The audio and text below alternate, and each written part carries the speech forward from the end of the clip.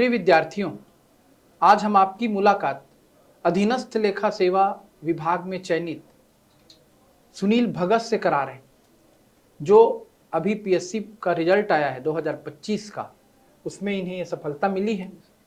और जैसे ही रिजल्ट का दौर आता है, चारों तरफ एक भाग दौड़ सी मच जाती है।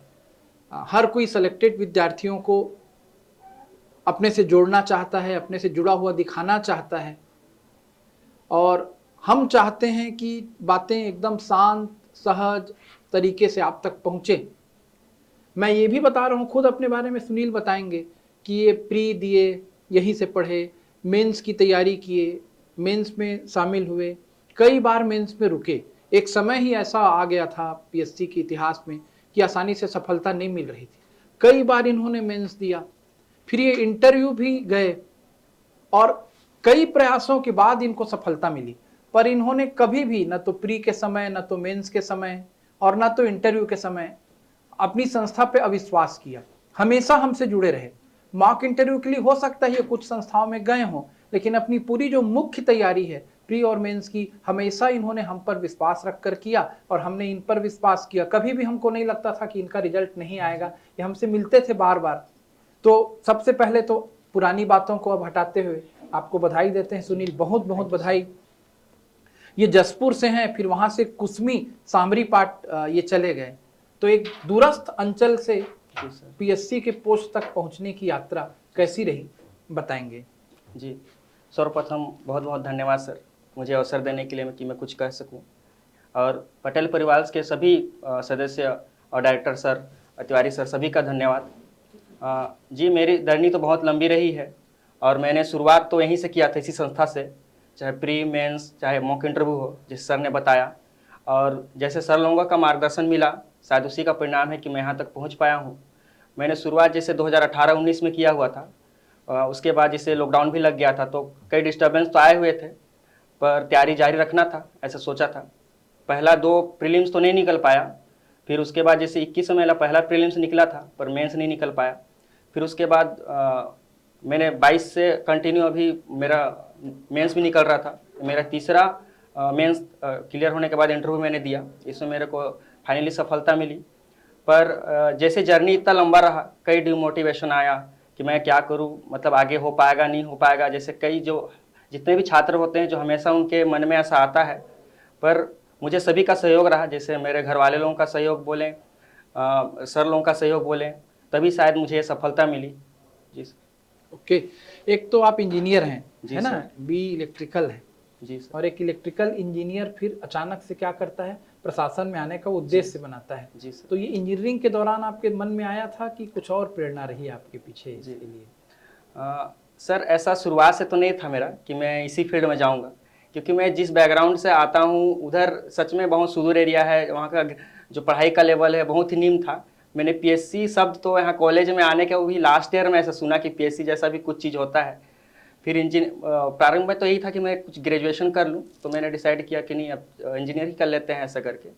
फिर जैसे दोस्त लोग ग्रेजुएशन होने के बाद इधर शिफ्ट होने लगे, तो मेरे को भी लगा कि क्या करूँ आगे करके। तो मैंने फिर बाद में डिसाइड किया कि चलो मैं भी चले जाता हूँ सीजीपीएससी की ओर।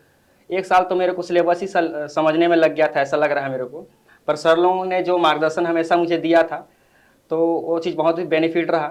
तो बाद में फिर मैंने समझा कि क्या क्या अपॉर्चुनिटी हमें सिविल सेवा में आने के बाद मिल सकता है। वही अपॉर्चुनिटी मुझे हमेशा प्रेरित करता रहा। शायद मैं इसीलिए हार नहीं माना कि नहीं, कुछ अच्छा कर लूँगा तो सच में मैं अपने सोसाइटी हो, चाहे स्टेट हो, चाहे कहीं भी कंट्रीब्यूशन हो, अच्छा मैं दे सकता हूँ। शायद यही चीज़ मुझे प्रेरित किया, इसलिए मैं इसे सिविल सेवा किया और आगे बढ़ा सर। अच्छा, साइंस का एक विद्यार्थी, गणित का, इंजीनियरिंग का विद्यार्थी, जब वो आर्ट्स पढ़ना शुरू करता है, वो इतिहास पढ़ता है, वो छत्तीसगढ़ का ज्योग्राफी भूगोल पढ़ता है, वो संविधान पढ़ता है, इकोनॉमी पढ़ता है, तो उसको अपने को ढालने में बहुत तकलीफ आती है, बहुत ज़्यादा तकलीफ आती है। तो साइंस से आर्ट्स की यात्रा के समय जो बच्चे हमसे जुड़ते हैं प्री में खासकर, वो परेशान भी रहते हैं, हमको परेशान भी करते हैं। जी सर। तो आपने कैसे अपने आप को बदला साइंस से आर्ट्स की ओर?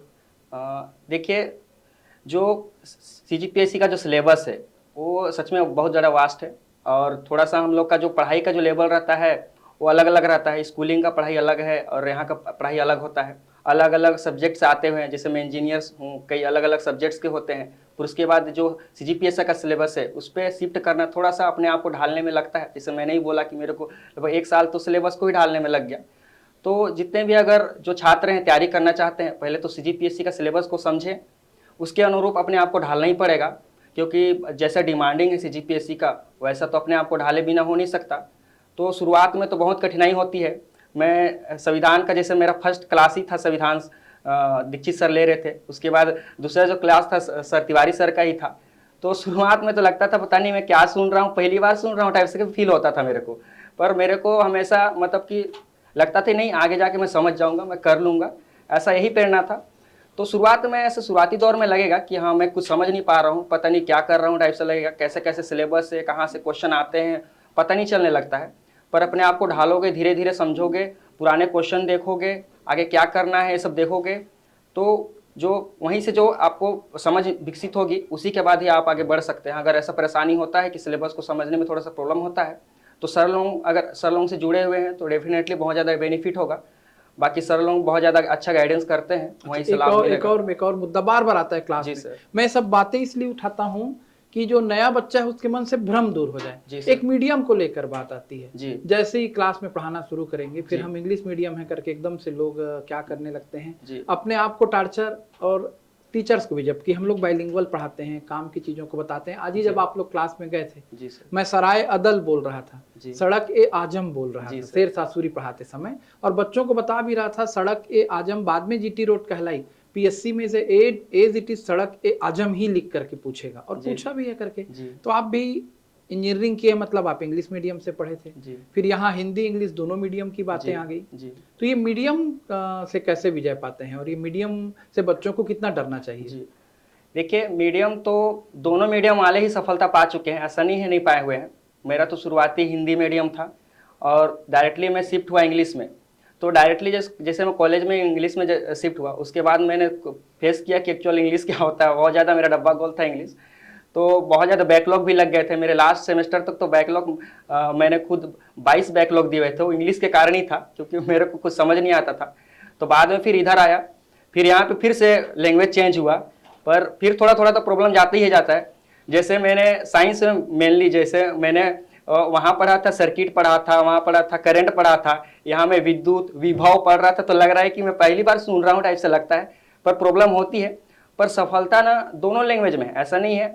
जो इंग्लिश वाले भी हैं और जो हिंदी वाले भी हैं, इसमें आप लैंग्वेज को बाय फेरगेट करके ऐसे अलग अलग करके ना देखें, और दोनों में सफलता मिली हुई है। बाकी आपका जो लैंग्वेज है, जो मूल था, आप जिस पे लिख सकते हैं, बोल सकते हैं, उसको प्रीफर करना ज़्यादा बेनिफिट रहेगा सर। अच्छा, एक और हमारी विचारधारा है, जैसे मैं हिस्ट्री पढ़ाता हूँ, जी सर। उसमें कुछ इंग्लिश की शब्दावलियों का प्रयोग भी करूंगा, pre historical age, proto historical age, जी। दर्शन की भी तकनीकी शब्दावलियों को बोलूंगा। जी सर। पर मेरा मन ऐसा बार बार कहता है कि दर्शन का मूल तत्व, दर्शन का कॉन्सेप्ट जिसको कहें, वो हिंदी में अच्छे से समझ में आएगा, भले बाद में उसे हम इंग्लिश में लिख ले। वही हाल इतिहास के साथ भी है, स्टोरी हिंदी में क्लियर होती है। तो बच्चों को मैं ज्यादा इंग्लिश बोल के प्रभावित करने का प्रयास करूं कि मैं वैसा ही पढ़ाऊं जैसा पढ़ाता हूं? ये मैं बच्चों के लिए तुमसे पूछ रहा हूं, चयनित हो, खुल के बताओ। जी सर। यहाँ जहाँ मैं पढ़ा हूँ, मेरा अनुभव तो यही रहा है कि सर लोग दोनों लैंग्वेज का प्रयोग करते हैं, क्योंकि दोनों स्टूडेंट बैठे रहते हैं उस टाइप से। देखिए कई लोगों को ना कई टर्म्स ऐसे होते हैं जो इंग्लिश में समझ में आते हैं, कुछ हिंदी में टर्म समझ में आते हैं, पर जो हम लोग का मूलतः होता है कि हम लोग हिंदी में अच्छी तरीके से जो फील कर पाते हैं ना, उस चीज़ को अच्छे से डिलीवर कर पाएंगे, मेरा मानना है। और सर लोग जैसे पढ़ाते हैं, मेरे को लगता है वही परफेक्ट है, क्योंकि दोनों सब्जेक्ट वाले बैठे हुए हैं, हिंदी इंग्लिश दोनों का प्रयोग करते हुए। फिर भी कई स्टूडेंट होते हैं जिनको अलग से लैंग्वेज में कुछ प्रॉब्लम हो जाता है, तो सर ऐसा नहीं है कि नहीं बताएंगे, आप सर से आके पूछ सकते हैं उसको, जरूर सर उसका हेल्प करेंगे सर। मतलब हम अभी ज्यादा कुछ अपने में सुधार का प्रयास ना करें सर। दोनों लैंग्वेज मेरे को अच्छा लगता था सर, क्योंकि मेरे को भी खुद ही रहने का प्रयास करते हैं। जी सर। कभी कभी हिंदी पे जोर हो जाता जी। है, कभी किसी सर का इंग्लिश पे ज्यादा जोर हो जाता होगा। जी। ठीक है। और आप कोचिंग भी ज्यादा नहीं घूमे बच्चों, इसको भी मैं बच्चों के लिए पूछ रहा हूँ। अचानक से क्या होता है, बच्चा पढ़ते रहता है, फिर उसको सफलता नहीं मिलती, कहीं और चला जाता है, किसी और संस्था में किसी और तरीके से पढ़ाने लगते हैं, कहीं कहीं पर नोट्स के नाम पे पुराण पकड़ा दिया जाता है, लिखा लिखा के, बाद में आके फिर हमसे मिलते हैं। तो ऐसा कोचिंग घूमने में कुछ फायदा है कि एक जगह शांत रहना चाहिए? देखिए मार्केट में ना, जब मैं आया था उस समय शायद उतना संस्था नहीं था रहने के लिए, था, लेकिन अभी जितना है उतना नहीं था। अभी कुछ सालों से, जैसे लॉकडाउन के बाद, तो और ज़्यादा मैं संस्था बढ़ता हुआ देखा हूँ। सच में बहुत ज़्यादा भटका हुआ था, लेकिन मैं डायरेक्टली संस्था में आया और जैसे मैं बताया कि मैं सीजीपीएससी का कुछ जानता नहीं था, शायद इस संस्था में नहीं आता तो उस चीज़ से मैं अच्छे से जुड़ भी नहीं पाता अलग अलग। और जो मेरे को इस संस्था से जो लाभ मिला वो मैं बता रहा हूँ कि जैसे संविधान सर का जो नोट्स बनाया हुआ था वो अभी तक मेरे पास है, मतलब वही नोट्स मैं पढ़ रहा हूँ शुरुआत से, तो कहीं ना कहीं लाभ तो रहा ही होगा। मैंने जैसे लक्ष्मीकांत का बुक भी लिया, पढ़ा, ऐसा नहीं है पढ़ा, पर बाद में पता चला कि सर ने तो ऐसे गागर में सागर भर के हम लोग को नोट्स दिए हुए हैं, तो उतना ज़्यादा जरूरत नहीं पड़ेगा। इसी से मैं बता सकता हूँ कि भटकने से कोई वो चीज़ नहीं है। आप एक संस्था पे जुड़े हुए हैं, ऐसा सोचिए कि मैंने जो पे करके संस्था से जुड़ा, बाकी ज्ञान और पैसा से तुलनात्मक तो नहीं किया जा सकता, लेकिन वो संस्था से जुड़ा हूँ तो उसमें पूरा मैं वहाँ से पूरा आउटपुट लेके जाऊँ, मैं वहाँ से पूरा सीख के जाऊँ। सर लोग कभी ऐसा मना नहीं करते, उनसे मिलोगे तो कभी मना नहीं करते कि नहीं कुछ ऐसा इग्नोर कर दिया वैसा वैसा, पूरी तरीके से सहयोग करते हैं। इवन आप क्लास में पूछोगे उसके बाद भी सर अलग बैठे रहते हैं, वहाँ से भी। तो अलग अलग भटकने से कोई मतलब नहीं है, आप एक संस्था पे अच्छा ट्रस्ट रखें। और मुझे तो अच्छा लगा ये संस्था, बाकी सबका अपना अपना रहता है। आप जी सर। बच्चों को कुछ संदेश देना चाहेंगे अपनी ओर से? जी सर। आप तो चयनित हैं, आगे भी तैयारी जारी रखेंगे और उच्च पद तक आप पहुंचे तो हमारी शुभकामनाएं हैं। जी सर। आप बच्चों को कुछ संदेश देंगे जी जाते सर। जाते नए बच्चों को? जी देखो, मेरा 7 साल का संघर्ष रहा है। इस दौरान तो बहुत ज़्यादा डिमोटिवेशन सब आते ही रहते हैं। और इस दौरान जैसे मैं अभी थोड़ा सा अगर फैमिली बैकग्राउंड ही बोलूँ तो निम्न ही थे मेरे फैमिली बैकग्राउंड से भी। मेरे पापा जैसे टेलर थे और मेरी मम्मी मजदूरी उजदूरी करती थी। शुरुआत में ऐसे ही चलता था, बहुत ज़्यादा आर्थिक तंगी भी देखा हूँ मैं। और बाद में जैसे पापा का स्वर्गवास भी हो गया तो उसके बाद मेरे भैया भाभी ने मुझे बहुत अच्छा संभाला है। मेरी दीदी ने भी मोटिवेट किया मुझे कि आगे बढ़ना है। बस यही प्रेरणा मैं आप लोगों को देना चाहता हूँ कि यह सफलता भी मिलेगी, बार बार आप डिमोटिवेट भी होगे, पर अगर आप ठाने हो कि आगे लाइफ में सच में कुछ अच्छा मेरे को करना है, अपने घर वालों को कुछ देना है, तो ऐसा बस यही बोलूँगा कि आप कभी हार ना माने। बाकी आप प्रयास करते रहेंगे, सिलेबस को समझे, क्या क्या डिमांडिंग है सबको समझें, उसके बाद आप प्रयास करते रहें। अगर संस्था से जुड़े हुए हैं इस संस्था से, तो आप इस संस्था से जुड़े हैं और सर का हमेशा मार्गदर्शन मिलते रहता है, इनसे मार्गदर्शन ले।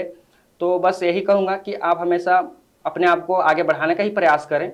और अंततः मैं ही बोलूँगा कि इस संस्था का बहुत बहुत धन्यवाद सर, कि मुझे जो भी आज में सफलता मिला इसमें बहुत ज़्यादा योगदान रहा है। और सबको ढेर सारी शुभकामनाएं। आप आगामी जो भी एग्ज़ाम देंगे उसके लिए बेस्ट ऑफ लक, सब आगे सफल हों। Thank you sir. ओके, आपको भी बहुत बहुत धन्यवाद। थैंक यू और सर। एक बार फिर से बहुत बहुत बधाई। जी थैंक यू सर। ओके।